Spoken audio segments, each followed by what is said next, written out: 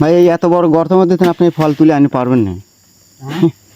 এত যে বড় গর্ত আর ফলটাও তো অনেক বড়। আর এমনিতে তো এখানে তো অনেক জঙ্গল কাটা কুটি, দেখেন কত জঙ্গল মঙ্গল কাটিয়ে এই ফলটা আনতে হচ্ছে।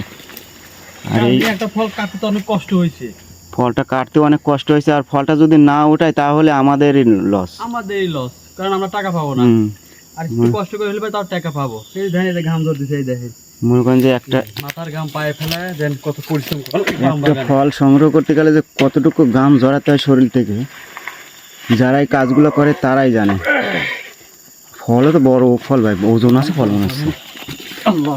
উঠতে পারবেন না ঘরে, একটা ফল কতটুকু পরিশ্রম করে আমাদের সংগ্রহ করতে হয়। আবার ফলটা সংগ্রহ করছি গর্তের মধ্যে চলে গেছে, ওইখান থেকে আবার কতটা পরিশ্রম করে আমাদের আনতে হয়। দেখেন এই যে রাস্তা, দেন কতটুকু ফাঁকা।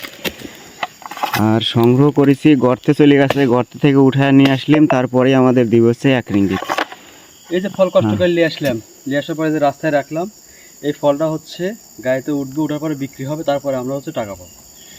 গর্তের মধ্যে থুয়ে দিলে কিন্তু আমরা সেই টাকাটা পাইতাম না।